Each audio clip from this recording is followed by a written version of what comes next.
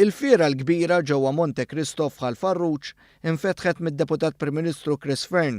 Il-Fiera li s-sena l-oħra attirat mal-100,000 ruħ u dis-sena t-taspira li tixbet numru akbar tiġġenera ma' 23 miljun euro u timpjega mal-2000 ruħ mal-esebituri.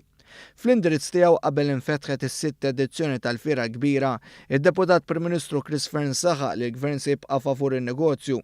Spjega kif il-ġid ekonomiku li qed jiġi ġġenerat qed joħloq sfidi ġodda fosthom dik tar-riżors uman. Huwa semma l-miżura ta' Identity Malta li għandha lan li tiffaċilita l-impjieg ta' ċittadini barranin mingħajr ma nipperikolaw is-sigurtà ta' pajjiżna.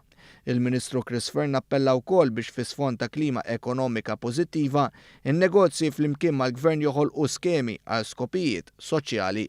Hawnhekk spjega kif in-negozji jistgħu jikkontribwixxu għar-riċerka tal-mart rari u għall-ħarsien tal-ambjent. Intant qabel il-ftuħ tal-Fiera tkellem ukoll il-President tal-GRTU, Paula Bela. Huwa irringrazzja lil Polidano Group li għal sena oħra qed jilqa' din il-Fiera. Huwa faħħar li n-negozji li tibqgħu jkunu innovattivi u kompetittivi biex bekk jikber l-interess fost il-konsumatur.